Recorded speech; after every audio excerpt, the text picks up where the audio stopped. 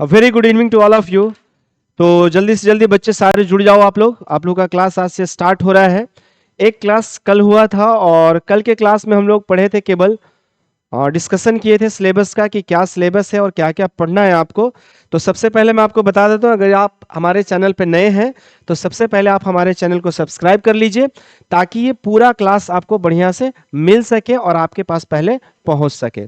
तो पहले चैनल को आप सब्सक्राइब कर लीजिए। चैनल का नाम है कॉम्पिटिटिव क्लब, ये हमारा चैनल है और इसी पर ये पूरा फाउंडेशन बैच जो रीजनिंग का है ये पूरा इसी पर कंप्लीट होगा। आपका फुल रीजनिंग, कोई चार्जेस नहीं है, बिल्कुल फ्री ऑफ कॉस्ट है। चाहे वो आप बैंक की तैयारी कर रहे हो या एसएससी की तैयारी कर रहे हो या रेलवे की तैयारी कर रहे हो, सारे का फाउंडेशन बैच है ये और बिल्कुल फ्री ऑफ कॉस्ट है। आप देख सकते हैं यहाँ लिखा हुआ है course fee free on YouTube, यानी कि यूट्यूब पे आपका पूरा क्लास चलेगा इसका और सारा सिलेबस इसमें आपको कंप्लीट करवाया जाएगा, जिसमें आपको कोई चार्जेस नहीं देना है। और इसके लिए आपको अतिरिक्त ऐप भी डाउनलोड नहीं करना है, क्योंकि यूट्यूब आपके मोबाइल में है ही, तो एक्स्ट्रा आपको ऐप भी डाउनलोड करने की आवश्यकता नहीं है।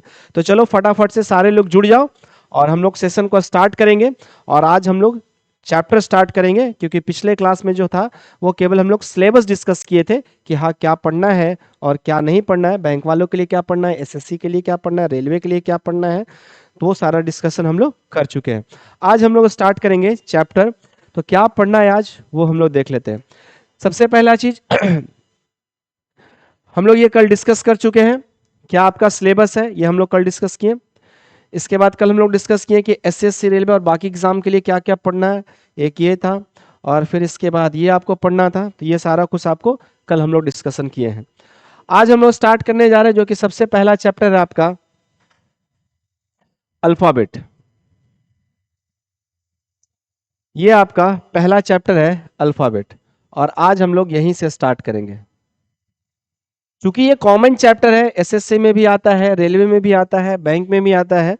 तो एक आपको लग रहा होगा कि ये सिंगल चैप्टर है, बट इसके अंदर में आपको बहुत सारा चीज पढ़ना है। अब वो क्या क्या पढ़ना है वो हम लोग अभी देखेंगे, ठीक है। तो चलिए आइए, ज्यादा समय नहीं लेंगे, सेशन को स्टार्ट करते हैं। आइए,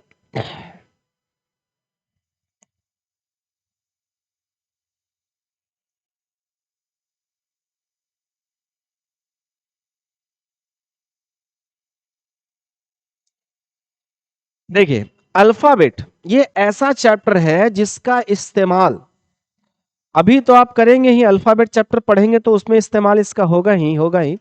उसके अलावा जब आप कोडिंग डिकोडिंग पढ़ रहे होंगे, नए पैटर्न का जब आप इनपुट आउटपुट पढ़ रहे होंगे, तो उसमें भी इसका इस्तेमाल आपको मिलेगा। इसके अलावा जब आप पढ़िएगा अल्फाबेटिकल सीरीज, जब आप पढ़िएगा क्या अल्फाबेटिकल सीरीज पढ़िएगा, जब आप पढ़िएगा क्या लेटर सीरीज पढ़िएगा, तो इन सब में भी इसका बहुत ज्यादा इस्तेमाल होगा। यानी कि ये जो पढ़िएगा तो केवल ये इसी चैप्टर के लिए नहीं होगा, आगे भी 2-3 चैप्टर में जाकर के इसका यूज होगा, तो वहां पर ये आपको काम देने वाला है। अल्फाबेट में सबसे जो मोस्ट इंपॉर्टेंट चीज है, जो आपको याद रखना, जो आपको समझना है, जिसका आगे इस्तेमाल होगा, वो 2 चीज है। जिसमें से पहला है आपका पोजीशन ऑफ अल्फाबेट। अब ये पोजीशन ऑफ अल्फाबेट क्या है। दूसरा है आपके पास अपोजिट अल्फाबेट, ठीक है।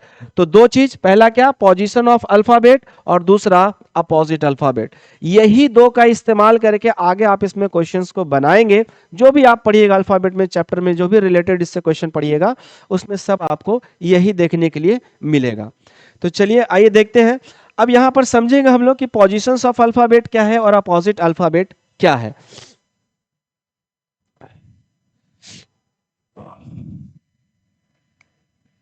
देखिए पोजीशंस ऑफ अल्फाबेट कहने का मतलब हुआ कि आप लोग में से सबको याद ही होगा अंग्रेजी वर्णमाला, ठीक है। तो याद तो सबको रहता है, एलकेजी यूकेजी से आप पढ़ रहे हैं, 1-2 में भी पढ़ रहे हैं। और ताजु की बात यह है कि आप ग्रेजुएट हो गए, आप 12th पास हो गए और फिर से आपको यही पढ़ने के लिए मिल रहा है। तो आपको भी लग रहा होगा क्या ही सीख लेंगे नया। बिल्कुल, आइए देखते हैं। पोजीशंस ऑफ अल्फाबेट कहने का मतलब हुआ कि आपको A to Z तक तो याद है ही, और नहीं याद है तो करना पड़ेगा, ठीक है। तो A B C D E F इस तरीके से याद होगा, लेकिन इस तरीके से याद नहीं करना है। इसमें पोजीशन बताना है। पोजीशन बताना इन द सेंस कि जैसे मान लो जे लिखा हुआ है, तो अंग्रेजी वर्णमाला में जे का स्थान क्या होगा? तो जे का स्थान के 10 होगा। अंग्रेजी वर्णमाला में भी का पोजीशन क्या होगा? भी का स्थान क्या होगा? तो 22 होगा। अंग्रेजी वर्णमाला में एस का स्थान कितना होने वाला, एन का स्थान कितना होने वाला है? तो 14 होने वाला है। अंग्रेजी वर्णमाला में एस का स्थान कितना होने वाला है? तो 19 होने वाला है। ये आपको याद करना है। अब ये किस तरीके से याद होगा वो अभी हम लोग यही क्लास में ही याद कर लेंगे। आपको अलग से होमवर्क कुछ नहीं मिलने जा रहा है कि आप घर से याद करना आपको। ये कुछ अभी सारा हम लोग यही कंप्लीट करने वाले हैं। दूसरा है आपके पास अपोजिट अल्फाबेट। अभी अपोजिट अल्फाबेट क्या है? तो अपोजिट अल्फाबेट में जब आप जाइएगा तो टोटल अंग्रेजी वर्णमाला कितना? 26। टोटल अंग्रेजी वर्णमाला कितना? 26। 26 कैसा है आपका? सम संख्या है, इवन नंबर है। अब इवन नंबर को आप दो इक्वल पार्ट में बांट सकते हैं, लेकिन यही अगर विषम संख्या रहता, ऑड नंबर रहता, तो आप इसको इक्वल पार्ट में नहीं बांट सकते थे। तो 26 को दो पार्ट में बांटिएगा तो पहला मिलेगा 1 से लेकर के 13 तक, और दूसरा मिलेगा 14 से लेकर के 26 तक। 1 to 13 और 14 to 26, जिसमें इसमें आपको मिलता है A to M और इसमें मिलता है N to Z। नहीं आपको मिलेगा। करना क्या है भाई, करना क्या है इसमें? आ जाओ। सबसे पहले हम लोग अभी क्लास में ही याद करेंगे कि पोजीशंस ऑफ अल्फाबेट सारा यही कंप्लीट करेंगे कि ए का पोजीशन क्या होता है, पी का पोजीशन क्या होता है, आर का पोजीशन क्या होता है। उसके बाद इसमें आपको मिलेगा होमवर्क जो आपको बनाना है। बनाने के बाद करना क्या है, तो देखो यहाँ पर नंबर लिख रखा है, इस पे आप अपना होमवर्क सेंड कर लीजिएगा। क्योंकि आप ज़्यादा मैच्योर हैं, 12th पास से ग्रेजुएट हैं आप, तो आप मैच्योरिटी है आप में, तो उम्मीद करते हैं कि आप होमवर्क बनाइएगा। मेरे पास भेजिए या नहीं भेजिए, इट डजंट मैटर, वो मैटर नहीं करता है। आप ईमानदारी पूर्वक घर पे पढ़ाई कीजिए, वो ज़्यादा मैटर करता है। ठीक है, तो चलिए ये स्टार्ट कर रहे हैं हम लोग, और इसमें देखेंगे पोजीशंस ऑफ अल्फाबेट। तो अगर आप कॉपी पेन निकाल कर बैठे हैं तो उसमें हेडिंग लिखिएगा position of alphabet.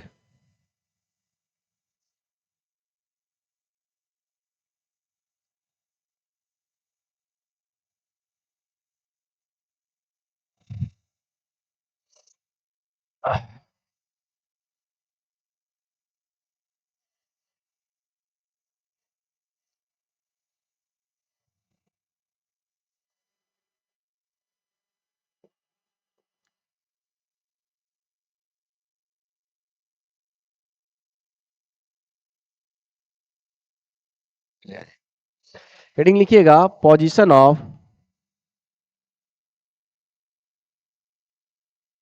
Alphabet.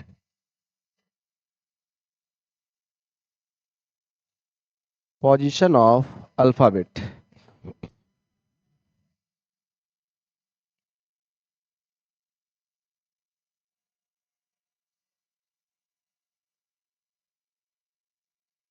Position of alphabet.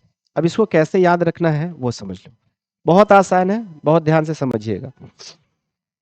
देखिए, अगर आप अंग्रेजी वर्णमाला लिखते हैं तो टोटल आपके पास कितना है? 26 है। ठीक है, टोटल कितना है? तो 26 है। अब 26 में से आपको एक शब्द याद रखना है। क्या याद रखना है? एक शब्द। वो शब्द क्या है? इजोटी। अब ये शब्द क्यों याद रखना है? इसी शब्द से आपको पूरा अंग्रेजी वर्णमाला का स्थान याद हो जाएगा। कैसे याद होगा वो हम अभी आपको बता रहे हैं कि कैसे याद होगा। देखिए, अंग्रेजी वर्णमाला में अगर जाइएगा तो ई का स्थान होता है 5, जे का 10, ओ का 15, टी का 20 और वाई का 25।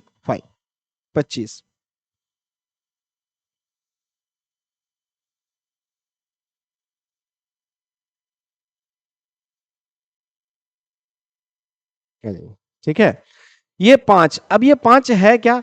तो अगर आप बहुत ध्यान से देखिएगा तो ये पांचों जो है ये 5 का गुणज है, 5 का मल्टीपल है। अब 5 का मल्टीपल किस तरीके से है वो जरा समझते हैं। तो देखो 5, 10, 15, 20 और 25। अब आपके दिमाग में चलो सर आप ये 5 बता रहे हैं और होता है 26, तो याद कैसे होगा? बिल्कुल याद होगा। कैसे याद होगा? इसका एक तरीका है। तरीका क्या है? ये 5 तो आपको अनिवार्य रूप से याद रखना है। ये 5 आपको याद रखना ही रखना है। अब इन 5 को कैसे इस्तेमाल करेंगे, जैसे मान लो कोई आपसे भी का पोजीशन पूछा, भी का आपसे पोजीशन पूछा, लेकिन आप है लोल, आपको भी का स्थान तो याद है नहीं, काहे कि आप काबिल हैं, आप 12th पास है, आप ग्रेजुएशन में हैं, आप ग्रेजुएशन कंप्लीट हो गया आपका, और आपको भी का पोजीशन याद नहीं है, कोई बात नहीं। तो देखो यहां पर कि भी किसके नजदीक में है, अगर आप बहुत ध्यान से देखिएगा तो आपको पता चलेगा कि भी जो है वो टी के बाद आता है, इतना तो मालूम होगा ही। तो टी का तो स्थान आपको याद है ना, टी का स्थान कितना 20, और भी को देखो कि भी कहां जा रहा है, तो टी के आगे 2 स्थान पे जा रहा है, टी यू और वी, 2 स्थान आगे जा रहा है।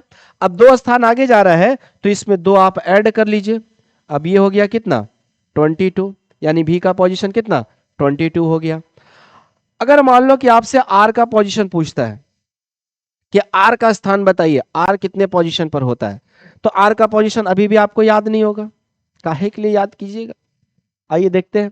तो आर को आप देखिएगा तो आर जो है वो ओ और टी के बीच में आता है, ओ के बाद आएगा आर, तो ओ के बाद आर आ रहा है, तो ओ का पोजीशन कितना है 15 है, लिख लिए। ओ के बाद आगे पढ़िए, ओ के बाद आता है पी, पी के बाद आएगा क्यू, और क्यू के बाद आर, यानी 3 स्थान आगे जा रहा है, ओ से 3 स्थान आगे जा रहा है आर, तो 3 इसमें क्या कीजिएगा जोड़ देना है, तो आर का स्थान कितना मिल गया 18 मिल गया। मान लो आपसे एच का कोई पोजीशन पूछता है कि चलो एच का पोजीशन बताओ, तो एच का पोजीशन आपको नहीं याद है, कोई बात नहीं, आप देख लो इसमें से 5 तो याद है ना, तो एच किसके नजदीक में आ रहा है ई के नजदीक में आ रहा है, तो ई का स्थान कितना 5। अब देख लो कि ई के कितने बाद आता है एच, तो ई के बाद आएगा एफ, एफ के बाद आएगा जी, और जी के बाद आ जाएगा एच, यानी 3 स्थान आगे जा रहा है, तो 5 में 3 जोड़ दीजिए तो एच का स्थान कितना हो जाएगा 8 हो जाएगा। मान लो कि आपसे एल का स्थान पूछा, ठीक है, आपसे क्या पूछा कि एल का स्थान बताइए कि एल का स्थान क्या है, तो एल का स्थान नहीं याद है, कोई नहीं बात, जे का तो पोजीशन याद है ना, एल कहां आ रहा है जे और ओ के बीच में आ रहा है, जे से आगे आ रहा है, तो जे का स्थान आपको याद है कितना 10, इसमें कर लेते हैं प्लस। अब एल का था तो जे के बाद क्या आएगा के, और के के बाद आएगा एल, यानी 2 स्थान आप आगे जा रहे हैं, तो जब 2 स्थान आप आगे जा रहे हैं तो 10 में 2 जोड़ दीजिए, और इसका पोजीशन कितना हो जाएगा 12 हो जाएगा। इस तरीके से आपको याद रखना है। तो आप बोलिएगा सर 26 का 26 लिख लें क्या, बिल्कुल, करना क्या है कि आप जहां भी हैं, अपने घर पर हैं, रूम लेकर कहीं पढ़ रहे हैं, जहां भी आप पढ़ रहे हैं, ठीक है, बेड पे पढ़े, बेंच पे पढ़े, जहां भी आप पढ़ रहे हो, आपको क्या करना है अपना इंट्रोडक्शन लिखना है। अपना इंट्रोडक्शन कैसे लिखना है वो देखो,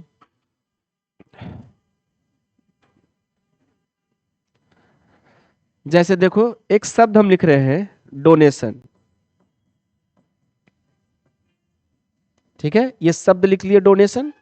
अब करना क्या है कि इस शब्द को जैसे ही आप लिखते हैं तो इस शब्द को लिखने के बाद इसके नीचे इसका स्थान लिखने का प्रयास कीजिए।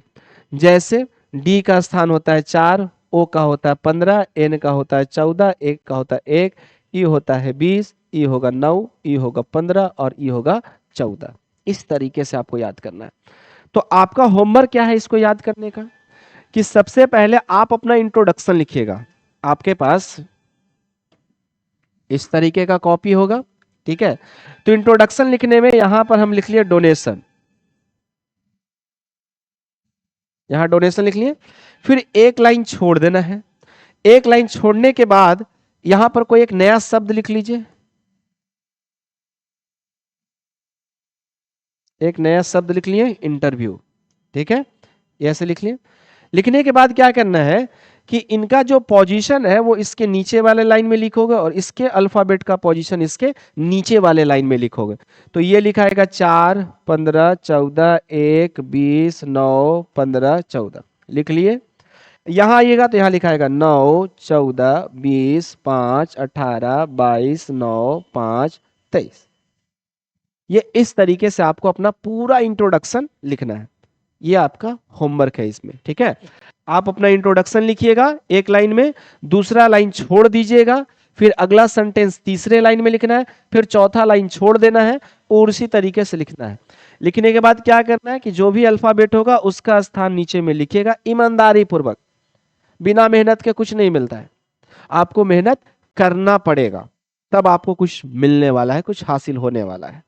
नहीं तो सिंपली आप दोष क्या दीजिएगा, वो टीचर अच्छा नहीं पढ़ाता है, वो कोचिंग वाला अच्छा नहीं पढ़ाता है। लेकिन एक सिंपल सा लॉजिक आपको नहीं समझ में आ रहा है कि पढ़ना आपको है। गांव से बच्चे यहाँ आ जाते हैं शहर में कि चलो शहर में अच्छी पढ़ाई होती है। अब शहर में 10 को कोचिंग है, पहले कोचिंग में जाएगा। आप सोचो कि एक शिक्षक जो है वो 5 साल 6 साल 7 साल 10 साल से पढ़ा रहा है और आप उसको 3 क्लास में मात्र जज कर लेते हैं कि आपको अच्छा है या नहीं, वो अच्छा पढ़ाता है या नहीं पढ़ाता। ये बहुत बड़ी बात है, ठीक है। खैर उन सब चीजों को अलग करते हैं, ये आपका होमवर्क है।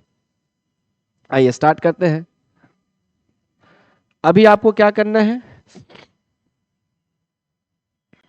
सबका पोजीशन लिखिएगा। यहाँ पे अल्फाबेट दे रहे हैं, सबका पोजीशन लिखिएगा। क्यू का पोजीशन लिखना है, एक्स का पोजीशन लिखना है, एम का पोजीशन लिखना है, के का हो गया, यू, जी, वी,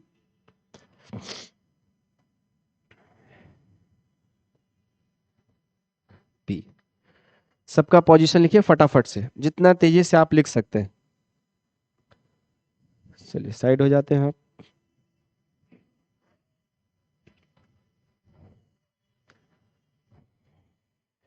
इसका मदद लीजिए क्योंकि इसी से बन जाएगा, इसका हेल्प लीजिए।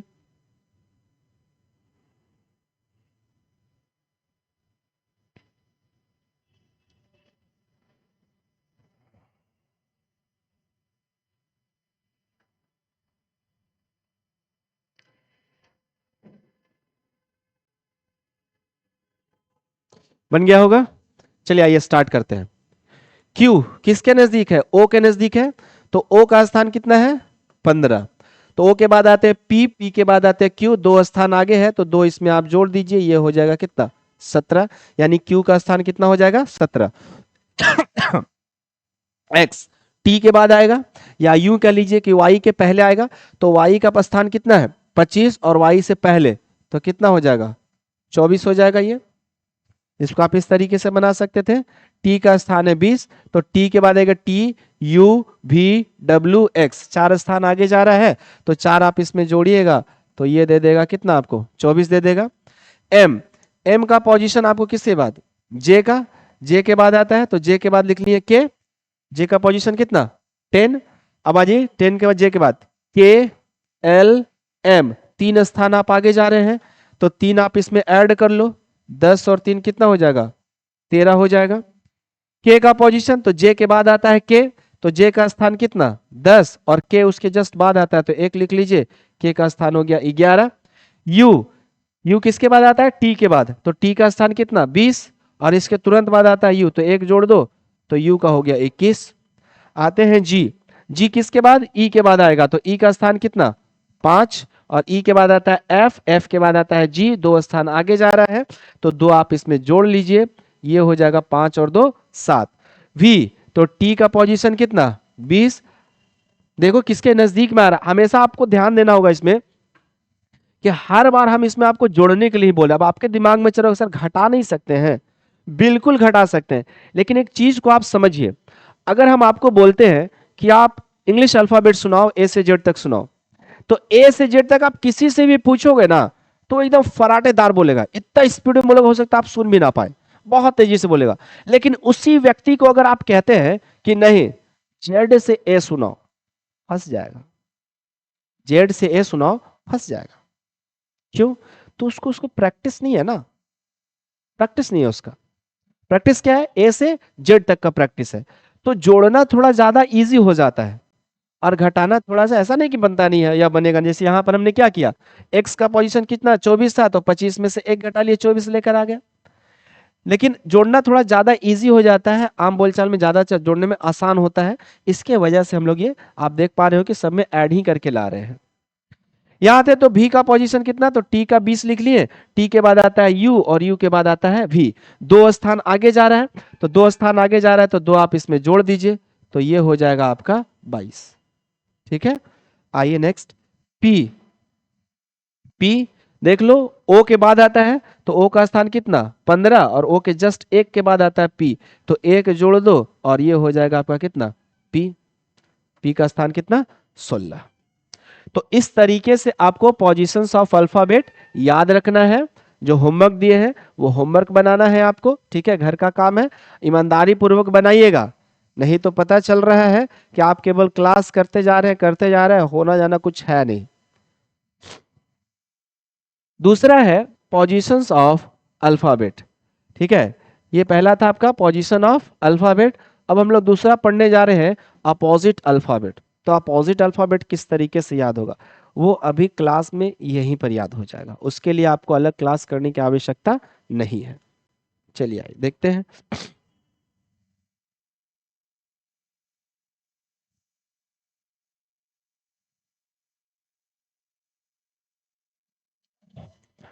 अपोजिट अल्फाबेट,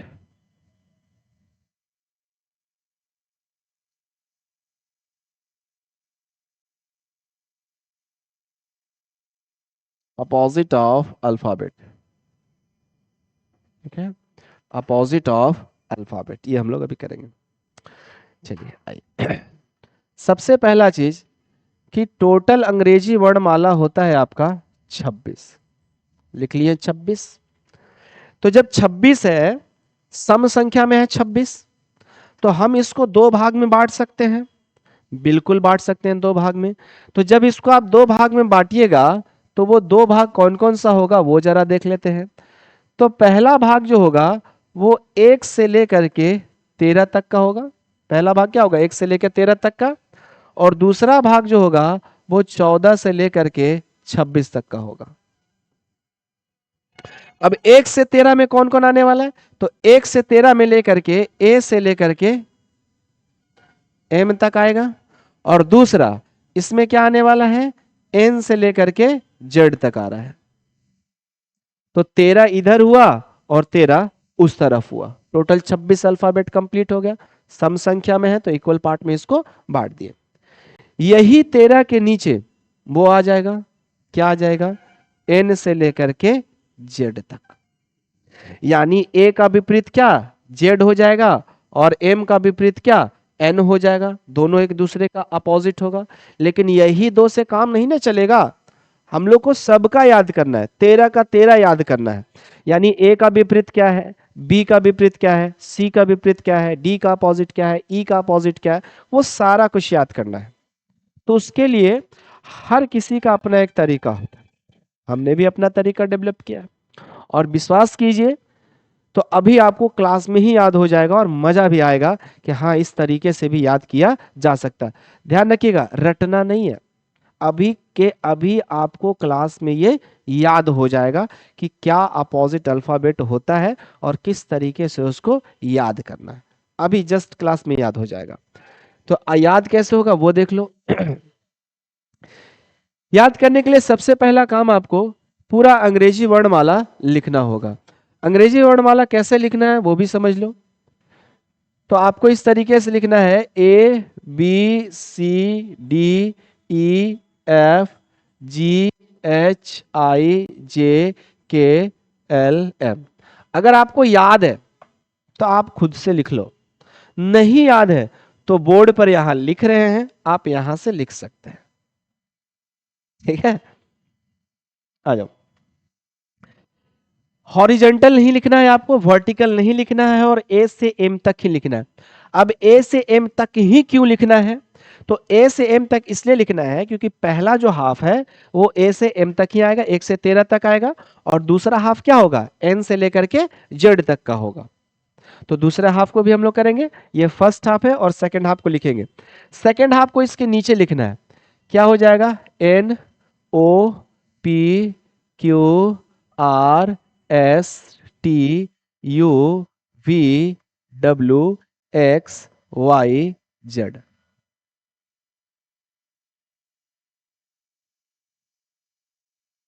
ये हो गया आपका अंग्रेजी वर्णमाला, लिख लिए। अब इनके बेसिस पर आप क्या कर लीजिए, इनका पोजीशन लिख लीजिए। तो ये हो जाएगा 14, 15, 16, 17, 18, 19, 20, 21, and this will be 22, 23, 24, 25 and 26. So 1, 2, 3, 4, 5, 6, 7, 8, 9, 10, 11, 12 और ये हो गया आपका 13। सबका लिख लिए पोजीशन। अब यहां से आपको चीजों को समझना है। जो अल्फाबेट जिसके सामने लिखा है वो उसका अपोजिट हो जाएगा। यानी ए का अपोजिट जेड, बी का अपोजिट वाई, सी का अपोजिट एक्स। अब आप सोचे ऐसे तो हम भी लिख लेंगे, बिल्कुल लिख सकते हैं, लेकिन ये तरीका नहीं है, तरीका कुछ और है। ये तो बस अभी हम आपको लिखवा रहे हैं, ठीक है। अब इसमें से कुछ कॉन्सेप्ट निकल कर आता है, उस कॉन्सेप्ट को भी बहुत ध्यान से समझिएगा। तरीका भी नहीं बताया अपोजिट अल्फाबेट का याद करने का, अभी बस इसमें जो कॉन्सेप्ट निकल कर आ रहा है वो आपको समझा रहे हैं। क्या कॉन्सेप्ट निकल करके आ रहा है? तो देखो, जो अल्फाबेट जिसके सामने वो इसका अपोजिट, ये तो बहुत सिंपल था।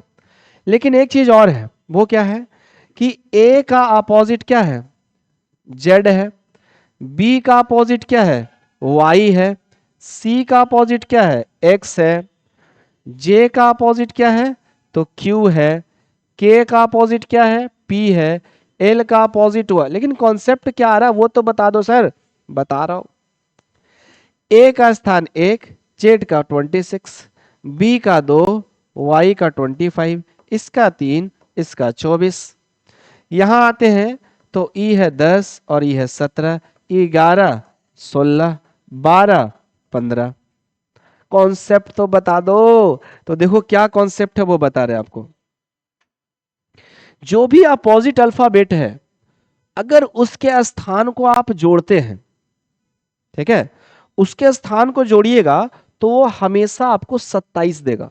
देखो यहां पे 26 और 1 कितना? 27। 25 और 2 27। 24 और 3 27। 10 और 17 27। 16 और 11 27। 15 और 12 27।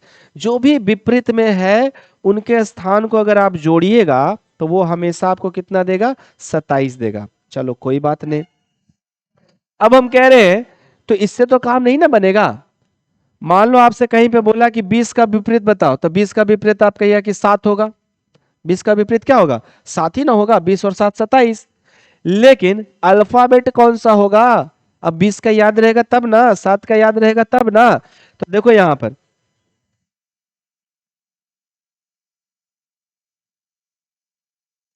हम आपसे बोले कि 21 का विपरीत बताओ, तो आपको मालूम है, क्या मालूम है कि विपरीत वाले का अपोजिट वाले का सम कितना होता है?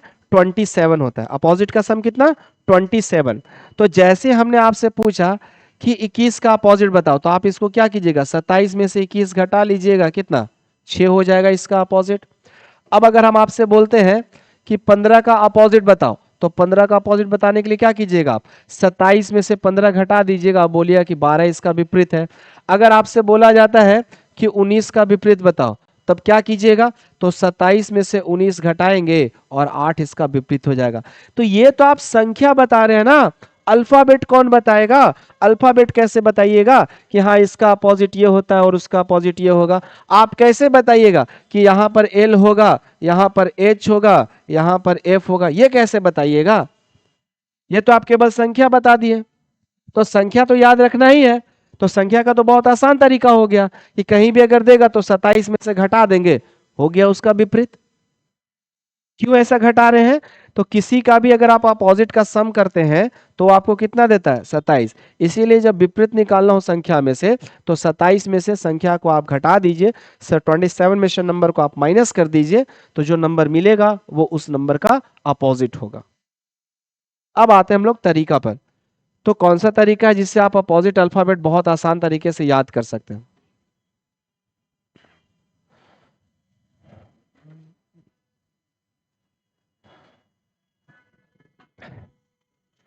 देखिए एक शब्द है,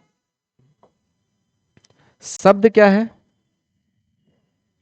शब्द है लव, LOVE। हर लोग वाकिफ होगा इससे, है ना? सब लोग वाकिफ होंगे। लव बहुत प्यारा शब्द है, प्यार ही कर लो किसी को भी, कभी भी, किसी से भी हो सकता है। आप लोग को भी हुआ होगा, क्योंकि आप उस उम्र के उस पड़ाव पर हैं जहां पर पॉसिबिलिटी ज्यादा है ये सब होने का। ठीक है, खैर आइए वो सब चीज को साइड करते हैं और यहाँ ध्यान दीजिएगा। जैसे ही आप लव लिखते हैं तो लव में एल का अपोजिट ओ और भी का अपोजिट ई हो जाएगा। देखो तो, एल का अपोजिट ओ और भी का अपोजिट ई हो गया लव। अच्छा, अभी हम आपको क्या बोले कि एक लड़के को लड़की से, लड़की को लड़के के साथ भी हो सकता है, भाई भाई के साथ हो सकता है, भाई का बहन के साथ हो सकता है। ठीक है, लेकिन यहां जिसको हुआ है वो है एक लड़की, और उस लड़की का नाम रखे हम लोग क्या? रीजा। लड़की का क्या नाम रखे हैं? रीजा, RIZA। इस लड़की का नाम क्या रखे हैं? रीजा। तो सेंटेंस बनेगा रीजा लव, तो आर का अपोजिट आई और जेड का अपोजिट ए। सेंटेंस क्या बना? रीजा लव। अब इस लड़की के बारे में सारी जानकारी निकालेंगे और अपोजिट अल्फाबेट आपका समाप्त हो जाएगा। आइए, रीजा लड़की है, ठीक है, तो इसका कहीं ना कहीं घर परिवार होगा, घर द्वार होगा, पढ़ाई लिखाई कर रही है या जॉब कर रही होगी, कुछ तो होगा, वो सारा इंफॉर्मेशन निकालेंगे। तो रीजा का जो घर है ना, रीजा का घर है, ठीक है, घर कहाँ है इसका? मणिपुर। कहाँ घर है? मणिपुर। ठीक है, तो मणिपुर में एम का अपोजिट एन, मणिपुर का मतलब क्या? एम का अपोजिट एन। ठीक है, एम का अपोजिट एन, ढूंढ लो, एम का अपोजिट एन। घर का इसका मणिपुर है। पढ़ाई करती है, ठीक है, अभी पढ़ाई कर रही है, तो कहाँ पढ़ाई कर रही है? तो हाई स्कूल में पढ़ाई कर रही है, हाई स्कूल। ठीक है, कहाँ पढ़ाई कर रही है? हाई स्कूल में। तो H का अपोजिट S और S का अपोजिट H, ढूंढ लो, S का अपोजिट H और H का अपोजिट S। लिख ले, H का अपोजिट S और S का अपोजिट H। ठीक है, पढ़ाई कर रही है। अब देखो स्कूल है, तो हर स्कूल का कोई एक एड्रेस होता है प्रॉपर, और एड्रेस में अगर आप जाते हैं तो सारे शहर में आपको मिलेगा एक जगह जिसको हम लोग बोलते हैं कि बाईपास। हर शहर का एक बाईपास होता है, तो इसका जो स्कूल है ना, वो स्कूल कहाँ है इसका? बाईपास में है। कहाँ स्कूल है? बाईपास पर इसका स्कूल है। तो बाईपास में देखो, बी का अपोजिट वाई और वाई का अपोजिट बी, बी का अपोजिट वाई और वाई का अपोजिट बी। फिर से देखो, रीजा लव, रीजा का घर कहाँ? मणिपुर, मणिपुर में एम का अपोजिट एन और एन का अपोजिट एम। पढ़ती कहाँ है? हाई स्कूल में, तो एच का अपोजिट एस और एस का अपोजिट एच। इसका स्कूल कहाँ है? बाईपास, तो बी का अपोजिट वाई और वाई का अपोजिट बी। स्कूल जो होता है वो जनरली आपका मॉर्निंग शिफ्ट में होता है। ठीक है, तो जब ये स्कूल जाती है तो सुबह नाश्ता करके जाएगी, सुबह का स्कूल है तो नाश्ता करना जरूरी है। अब जब ये नाश्ता करके जाती है, तो ये जो नाश्ता करती है, ये हमारे बिहार में, चूंकि मैं बिहार से हूं और गया जी से हूं, तो यहां पर सुबह सुबह आपको दो तीन चीज नाश्ता में बड़ा जल्दी मिल जाता है। पहला तो है आपका लिट्टी चोखा मिल जाएगा, छोले भटूरे मिल जाएंगे आपको सुबह सुबह, और तीसरा है आपका जलेबी और कचौड़ी, ये बड़ा जल्दी मिल जाता है। तो सुबह जब ये घर से निकलती है तो इसको घर में नाश्ता नहीं मिल पाता, वो घर से पैसा दे दिया जाता है, चलो बाहर जाके नाश्ता कर लेना। तो सुबह जो ये नाश्ता करती है ना, तो नाश्ता करती है ये जलेबी कचौड़ी का। किस चीज का नाश्ता करती है? जलेबी और कचौड़ी का नाश्ता करती है, जलेबी और कचौड़ी का नाश्ता करती है। नाश्ता करती है किस चीज का? जलेबी कचौड़ी का। तो जलेबी कचौड़ी में जे का अपोजिट क्यू और क्यू का अपोजिट जे, जे का अपोजिट क्यू और क्यू का अपोजिट जे। देखो, अगर आपको ये सेशन अच्छा लग रहा हो तो आप कमेंट करके जरूर बताएं, सेशन को लाइक कीजिए, और अभी तक आपको ये बहुत अच्छा लग रहा हो तो अपने दोस्तों के बीच में जरूर शेयर कीजिए, और दोस्तों को जरूर बताइए कि हाँ, यहाँ पर एक क्लास स्टार्ट हुआ यूट्यूब पर, जो आपको पूरा रीजनिंग कंप्लीट करवाया जा रहा है इसमें, और बिल्कुल फ्री ऑफ कॉस्ट है, क्योंकि यूट्यूब पर तो है तो फ्री ही है, ठीक है, बिल्कुल फ्री ऑफ कॉस्ट है। आप इसको जितना ज़्यादा से ज़्यादा दोस्तों को बोलिए, देखने के लिए, पढ़ने के लिए, समझने के लिए, जितना ज़्यादा से ज़्यादा लोग जुड़ सकते हैं इससे। आइए, तो रीजा लव, आर का अपोजिट आई, जेड का अपोजिट एल का अपोजिट ओ, भी का अपोजिट मानपुर मणिपुर में, एम का अपोजिट एन, हाई स्कूल में एस का अपोजिट एच, बाईपास बी का अपोजिट वाई, सुबह का नाश्ता जलेबी कचौड़ी। एक समस्या आन पड़ी है क्या? तो सुबह जब ये नाश्ता करती है तो नाश्ता करने के बाद स्कूल नहीं जाती है, कहाँ चली जाती है? मूवी देखने चली जाती है। स्कूल बंक करके मूवी देखने चली जाती है। तो स्कूल बंक करके मूवी देखने जाती है, और ताजुब की बात यह है कि एक मूवी नहीं देखती है, एक ही दिन में 2 मूवी देखती है। अब वो 2 मूवी कौन कौन सा है? तो नाश्ता करने के बाद कहाँ जाती है? मूवी देखने जाती है, ठीक है, मूवी देखने जाती है, और एक दिन में ये 2 मूवी देखती है। पहला मूवी देखती है दिलवाले। पहला मूवी कौन सा देखती है? दिलवाले। दिलवाले का मतलब हुआ डी का अपोजिट डब्लू और डब्लू का अपोजिट डी। पहला फिल्म कौन सा देखती है? दिलवाले। तो दिलवाले में डी का अपोजिट डब्लू और डब्लू का अपोजिट डी। दूसरा जो फिल्म ये देखती है उसका नाम है पीके। दूसरे फिल्म का क्या नाम है? पीके। तो पीके में पी का अपोजिट के और के का अपोजिट, याद होगा आपको, पीके एक फिल्म आई थी आमिर खान के जिसमें बड़ा बड़ा कान था आमिर खान का, एलियन का रोल निभाया था उसमें।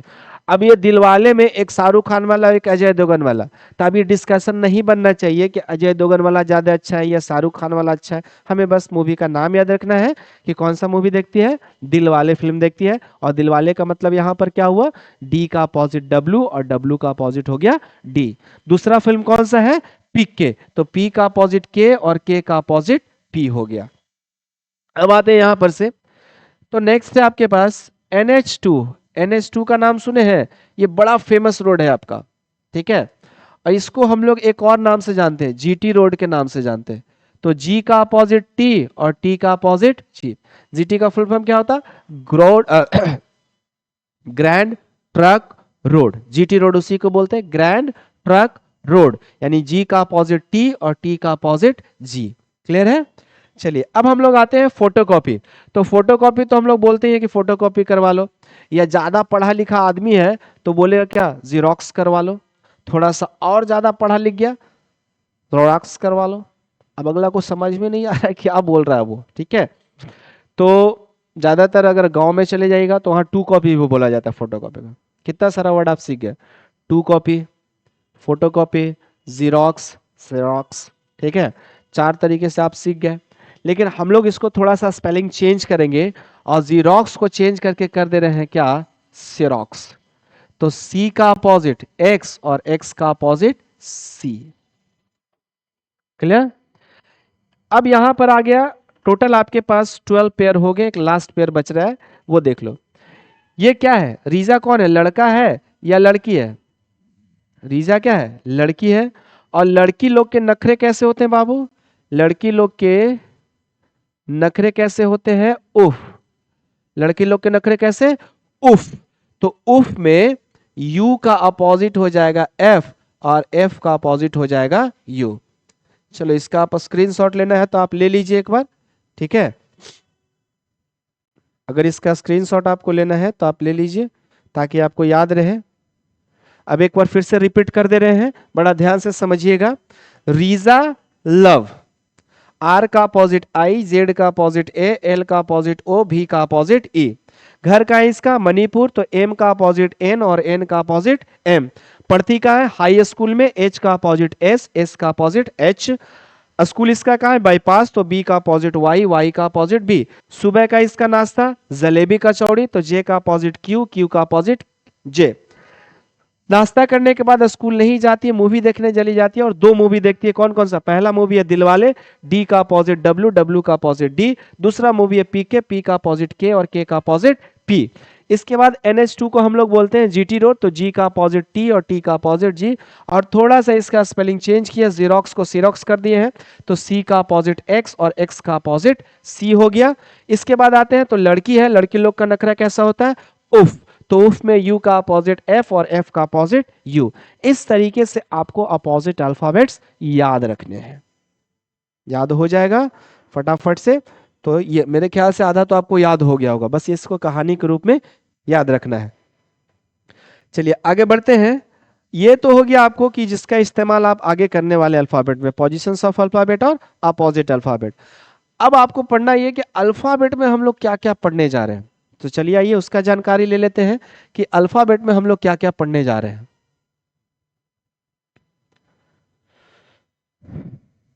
आइए, ये दो आपका कंप्लीट हुआ। आइए अब हम लोग देखते हैं कि अल्फाबेट में आपको क्या क्या पढ़ना है। अल्फाबेट में आपको जो सबसे पहले पढ़ना है,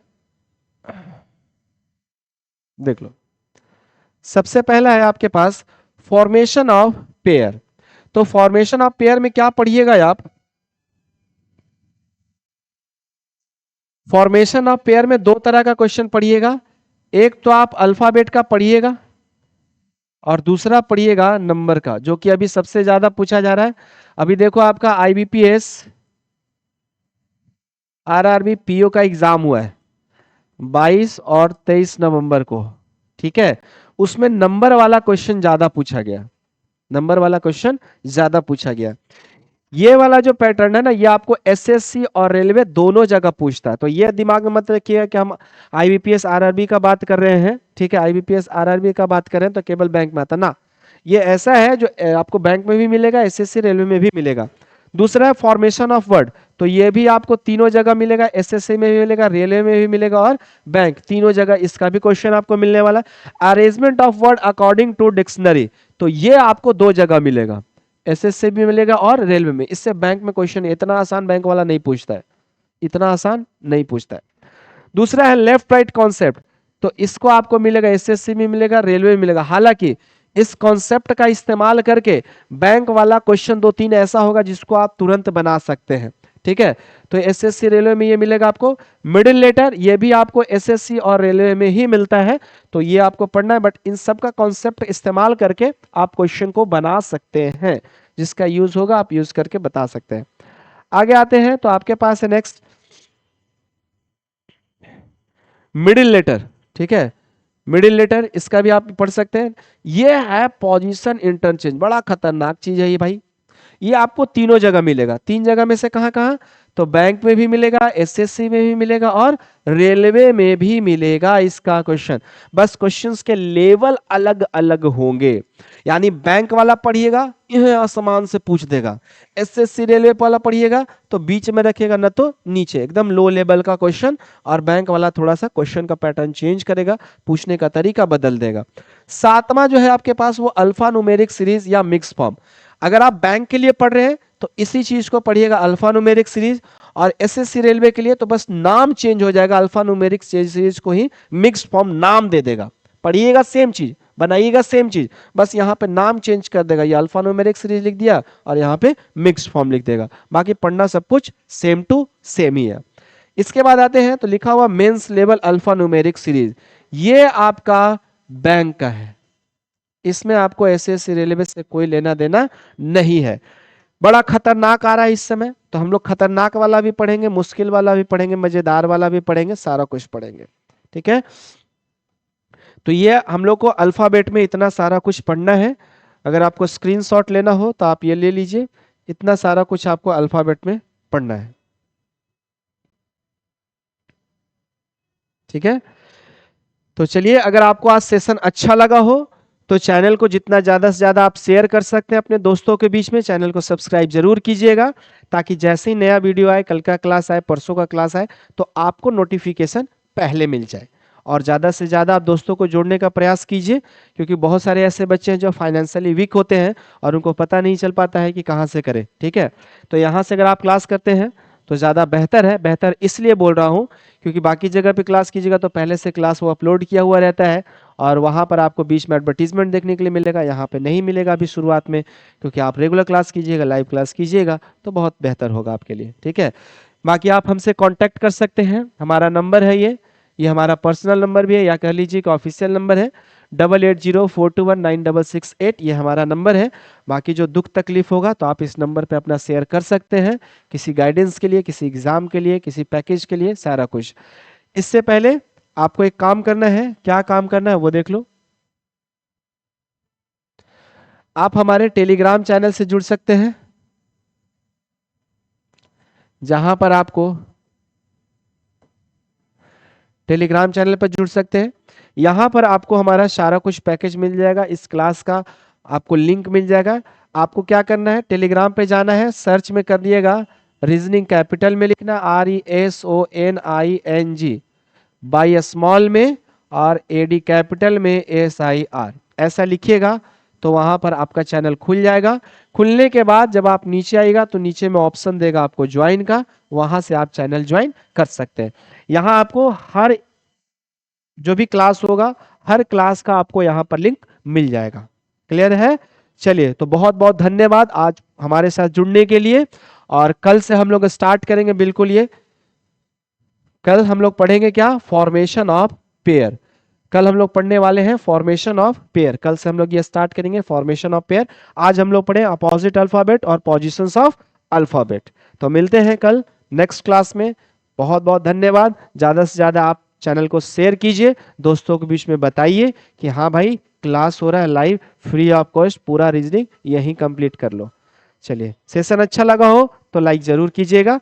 मिलते हैं अगले क्लास में, same time same place same चीज। Thank you.